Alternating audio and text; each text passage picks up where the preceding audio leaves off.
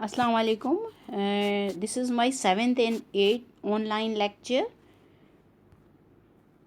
and the topic of the lecture is colloids. The content include definition of colloids, types of colloids, classification based on physical state of dispersed phase and dispersion medium, classification based on the nature of interaction between the dispersed phase and dispersion medium, and the last one is the method of preparation of colloids.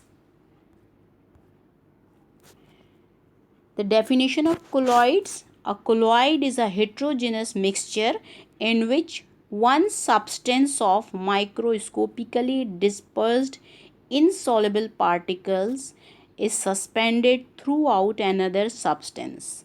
Unlike solutions, colloids do not constitute a solute dissolved in the solvent phase. Rather, the solute phase is dispersed in the solvent phase. It is look like a solution but actually not a solution. Particle size range from 1 nanometer to 1000 nanometer. बेटा अगर हम colloids की बात करें तो colloids जो है just like a solution नज़र आते हैं but actually not a solution, क्योंकि सोल्यूशन जो है होमोजेनस मिक्सचर होता है और colloids is a heterogeneous mixture. और इसके पार्टिकल साइज़ जो होता है, जो कि पार्टिकल डिस्पर्स्ड होते हैं डिस्पर्जन मीडियम में, वो 1 नैनोमीटर से 1000 नैनोमीटर पार्टिकल साइज़ के रेंज होता है। बाईफेसिक सिस्टम है, इसमें सॉल्यूट जो होता है वो एज अ डिस्पर्स्ड फेज होता है और solvent as a dispersion medium होता है। इसको आप डिफ्रेंशिएट किस तरह हम कर सकते हैं कि अगर आपके पास दो सॉल्यूशन मौजूद हैं और उन दो सॉल्यूशन को आप एक डार्क रूम में रखें और दोनों से बीम ऑफ लाइट हम पास करें, तो जो सॉल्यूशन होगा, क्योंकि उसके पार्टिकल्स बहुत स्मॉल होते हैं, से लाइट स्कैटर नहीं होगी, बीम ऑफ लाइट पास नहीं होगी। लेकिन कोलॉइडल सॉल्यूशन के जो पार्टिकल्स हैं वो लाइट को स्कैटर करेंगे और बीम ऑफ लाइट उससे पास हो जाएगी। तो इस तरह आप डिफ्रेंशिएट कर सकते हैं एक सॉल्यूशन में और कोलॉइड्स में। आगे चलते हैं हम बेटा, टाइप्स ऑफ कोलॉइड्स पर आते हैं। टाइप्स ऑफ कोलॉइड्स में नंबर 1 क्लासिफिकेशन जो हमारी बेस्ड कर रही है, classification based on physical state of dispersed phase and dispersion medium. यानी हमारे पास total 8 types of colloidal system possible होती हैं उनकी फिजिकल स्टेट की बेसिस पर। डिस्पर्स्ड फेज अगर हमारे पास सॉलिड है और डिस्पर्जन मीडियम भी सॉलिड है, तो टाइप्स ऑफ कोलॉइड जो होगा वो सॉलिड सोल होगा। इसकी एग्जांपल हमारे पास डिफरेंट टाइप के कलर ग्लासेस हैं। इसके अलावा डिफरेंट हमारे पास स्टोन वगैरह जो कीमती पत्थर होते हैं वो इसमें इंक्लूड होंगे। सेकंड, अगर हमारे पास solid phase dispersed phase solid है और डिस्पर्जन मीडियम लिक्विड है, तो टाइप ऑफ कोलॉइड जो है वो सोल आ जाएगा। इसमें हमारे पास पेंट आ जाएंगे। इसके अलावा सेल्फ फ्लूइड होगा, गोल्ड सोल हो सकता है, सिल्वर सोल हो सकता है।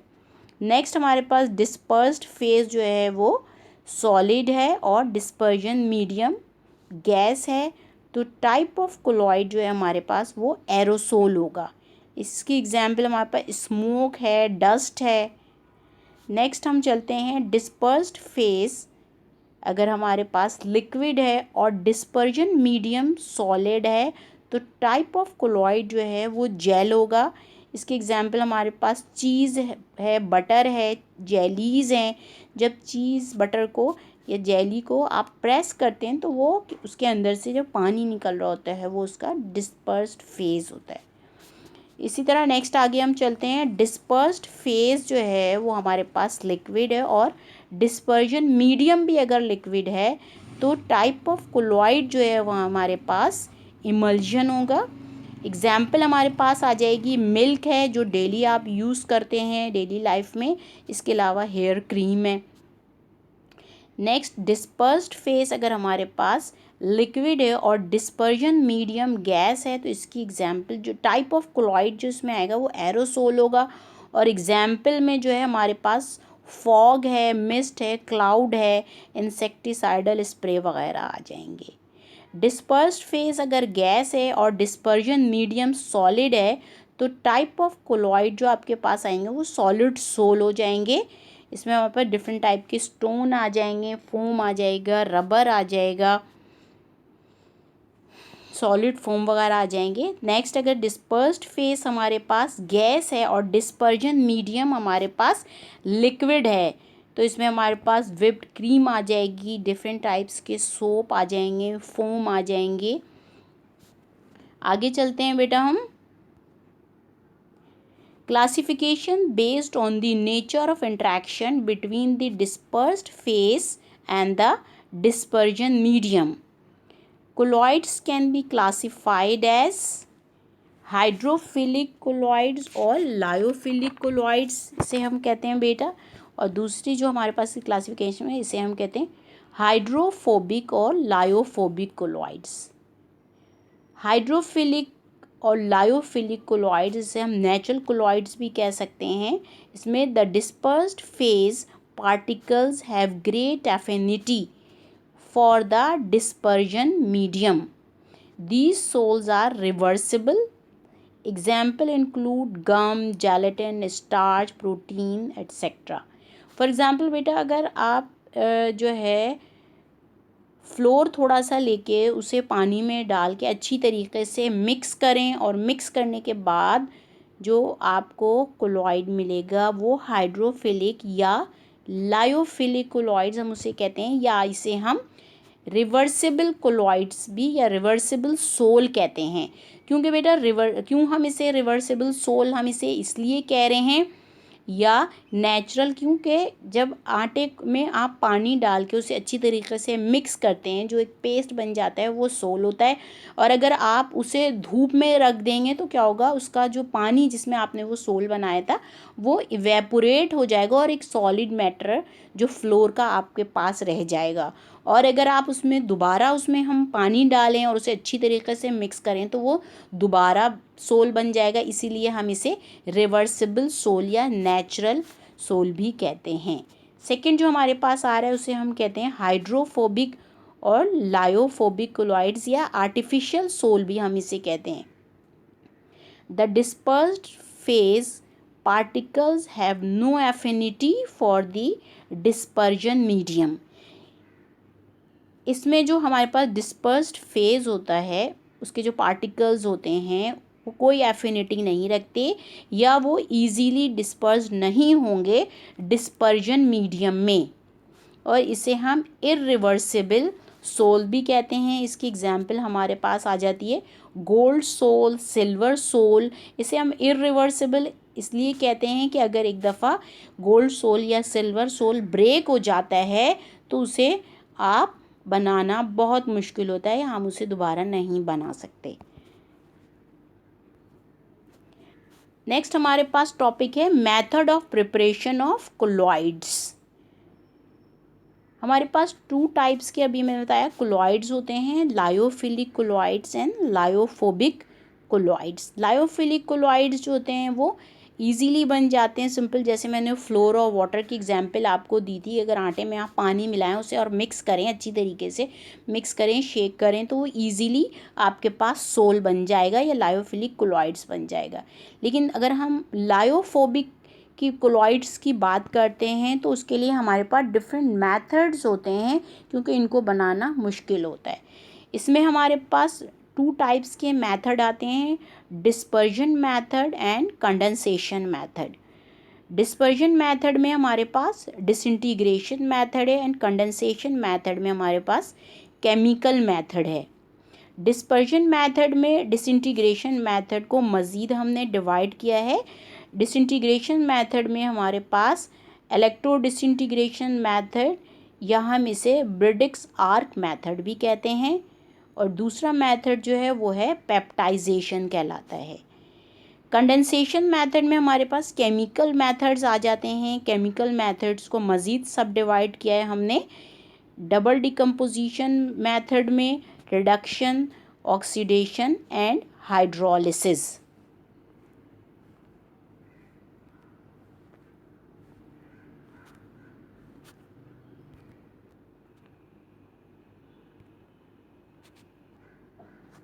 Method of preparation of lyophobic colloids की बेटा हम बात कर रहे थे। तो यहाँ पर हमारे पास दो मेथड थे। फर्स्ट जो था वो डिसइंटीग्रेशन मेथड था और डिसइंटीग्रेशन मेथड को मज़ीद सब डिवाइड किया था। पहला जो था वो हमारे पास इलेक्ट्रो डिसइंटीग्रेशन या हम इसे ब्रिडिक्स आर्क मेथड भी कहते हैं।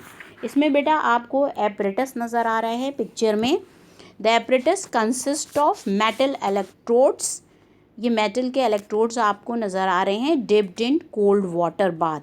ये मेटल इलेक्ट्रोड्स हैं, यानी जिनके आपको सोल बनाने हैं उसी के ये इलेक्ट्रोड होंगे। अगर गोल्ड का सोल बनाना है तो गोल्ड के ये इलेक्ट्रोड होंगे, सिल्वर का बनाना है तो सिल्वर के होंगे, प्लेटिनियम का बनाना है तो उसी के ये इलेक्ट्रोड होंगे। इन इलेक्ट्रोड को हम जो है वो डिप कर देते हैं कोल्ड वाटर बाथ में और उसे फिर हम अटैच कर देते हैं हाई वोल्टेज सप्लाई पर। इसे हम ब्रिडिक्स आर्क मेथड भी बेटा कह रहे हैं, क्योंकि जैसे ही यहाँ पर हम हाई वोल्टेज यहाँ पे सप्लाई की जाती है, आर्क प्रोड्यूस होता है और इस आर्क प्रोड्यूस होने की वजह से जो भी मेटल हम यहाँ पर यूज़ कर रहे हैं उसके पार्टिकल्स रिलीज़ होते हैं। यानी कि इलेक्ट्रोड जो होता है, जो रॉड मौजूद है, ये मैक्रो पार्टिकल्स हैं which shred small particles of that electrode. इस तरह बेटा इसके छोटे छोटे पार्टिकल्स रिलीज़ होते हैं जैसे सप्लाई हम हाई वोल्टेज करते हैं, और ये पार्टिकल्स श्रेड होते जाते हैं और श्रेड होके ये इवेपोरेट हो जाएंगे। लेकिन क्योंकि हमने आपको यहाँ पे नज़र आ रहा है कि इस एपरेटस को मज़ीद हमने एक एपरेटस में जिसमें आइस रखी हुई उसमें रखा हुआ है, इस आइस और इस कूलिंग की वजह से जो स्मॉल पार्टिकल श्रेड हो रहे हैं उसके मेटल इलेक्ट्रोड के, वो इवेपोरेट नहीं हो पाते हैं और वो वहाँ पर कंडेंस हो जाते हैं। और इस तरह ये कंडेंस हो जाएंगे वहाँ पर, और मज़ीद फिर हम इसे कोलॉइड्स बनाने के लिए हम इसमें क्या करते हैं, हम इसमें इलेक्ट्रोड ऐड कर देते हैं, जो कि इलेक्ट्रोड यहाँ पर आपको पोटेशियम हाइड्रोक्साइड नज़र आ रहा है।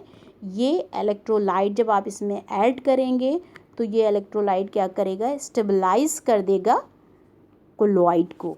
और इस तरह यहाँ पर जो आपके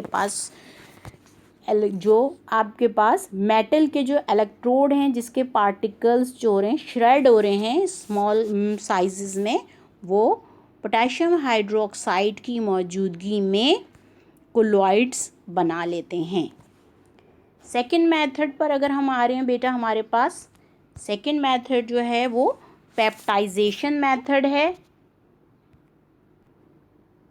सेकंड मेथड बेटा हमारे पास जो प्रिपरेशन ऑफ लायोफोबिक कोलॉइड्स का है वो है पेप्टाइजेशन। पेप्टाइजेशन में सिंपल हम क्या करते हैं, हम एक टेस्ट ट्यूब लेते हैं, उस टेस्ट ट्यूब में हम तीन चीज़ें ऐड करते हैं।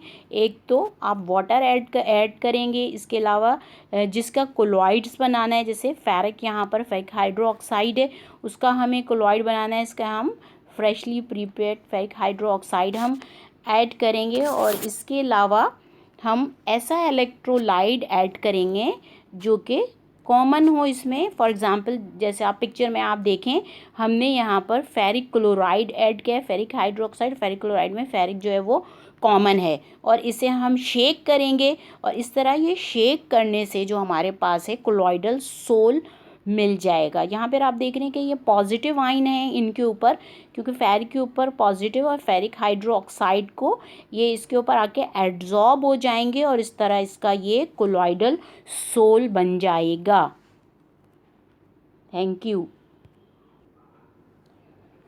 बेटा। यहाँ पर जो है वो हम लायोफोबिक कोलॉइड्स के प्रिपरेशन मेथड की बात कर रहे थे। अभी तक जो हमने कंप्लीट कर लिया था वो डिसइंटीग्रेशन मेथड हमारा कंप्लीट हो गया था। सेकंड जो हमारे पास मेथड आ रहा है उसमें यहाँ पर डबल डिकम्पोजिशन मेथड है, जो कि केमिकल मेथड्स में हमारे पास 4 टाइप्स के मेथड आएंगे इसमें। डबल डिकम्पोजिशन मेथड है, ऑक्सीडेशन है, रिडक्शन है एंड हाइड्रोलिसिस है।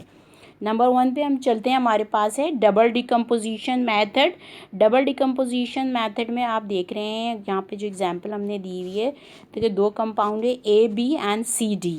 यहाँ पर क्योंकि डबल डिकम्पोजिशन हम इसलिए कह रहे हैं कि यहाँ पर ए बी भी ब्रेक हो रहा है और सी डी दोनों ब्रेक हो रहे हैं, और इस तरह ये सी बी और ए डी कंपाउंड बना रहे हैं। इस तरह यहाँ पर हमारे पास दोनों कंपाउंड की ब्रेकडाउन हो रही है और हमारे पास वाटर और एक कोलॉइडल सोल बन जाएगा।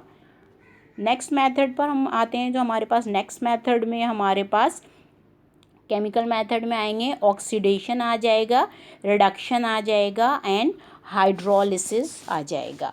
ऑक्सीडेशन की अगर हम बात करें तो बेटा रिमूवल ऑफ हाइड्रोजन और रिमूवल ऑफ इलेक्ट्रॉन यहाँ पर आप देख लें, यहाँ पर हो रहा है, और इस तरह हमारे पास जो है वो सल्फ़र का कोलॉइडल सोल मिल जाएगा।